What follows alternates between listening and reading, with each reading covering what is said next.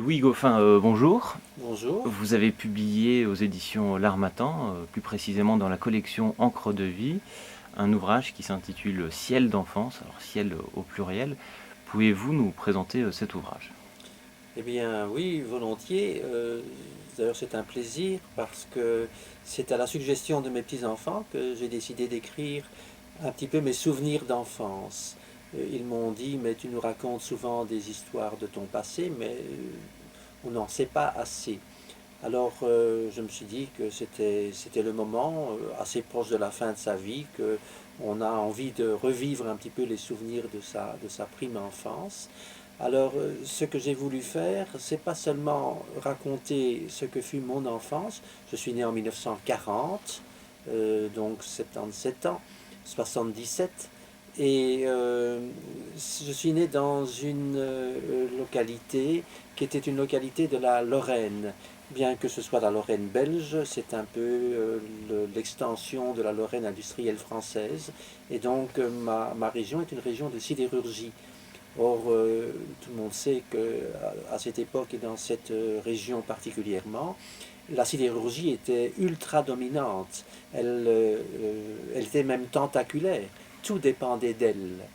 Alors, c'est vrai que moi, mes parents ne travaillaient pas dans la sidérurgie, mais mon père était commissaire de police de ma petite ville frontalière, hein, tout près de Longwy, du côté français, et sur Alzette d'Ifferdange du côté du Grand-Ducal. Donc, je suis un homme des frontières, donc un Européen convaincu. Et ma mère était une infirmière accoucheuse qui faisait les accouchements à domicile. Donc à travers leurs souvenirs, c'est un peu toute une région à une époque que j'ai pu recréer. Alors c'est vrai que le début de cette période était un début assez difficile puisque c'était la guerre. Je suis né en 40, l'année du début de la guerre pour nous. Et j'ai, si vous voulez, ressorti des souvenirs qui n'étaient pas seulement les miens. Parce que quand on explore sa mémoire, c'est vrai que les souvenirs, ils sont plus ou moins précis, mais se mêlent à eux des souvenirs d'autres personnes. Et puis alors c'est également influencé par par vos sentiments et vos émotions du moment où vous écrivez. Et donc c'est un peu à la fois une période passée que j'essaie de recréer, mais aussi en fonction de mon émotion et de ma sensibilité du moment, disons plutôt à la fin de ma vie.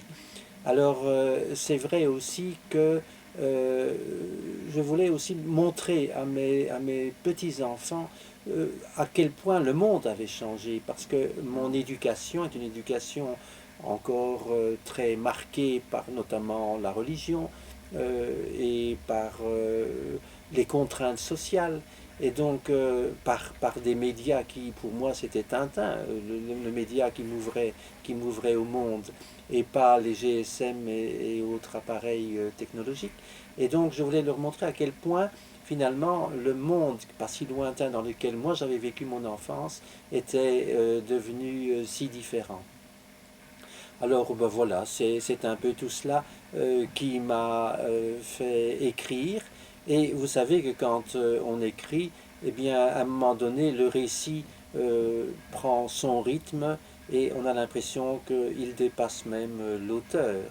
Alors voilà, je souhaite que les lecteurs s'y retrouvent, non seulement à travers l'histoire d'une région dans un passé quand même pas si récent, mais c'est quelque chose d'assez universel. Comment une enfance a pu marquer toute votre vie et comment à la fin de sa vie on a envie de réexplorer son passé pour apprendre finalement à mieux se connaître.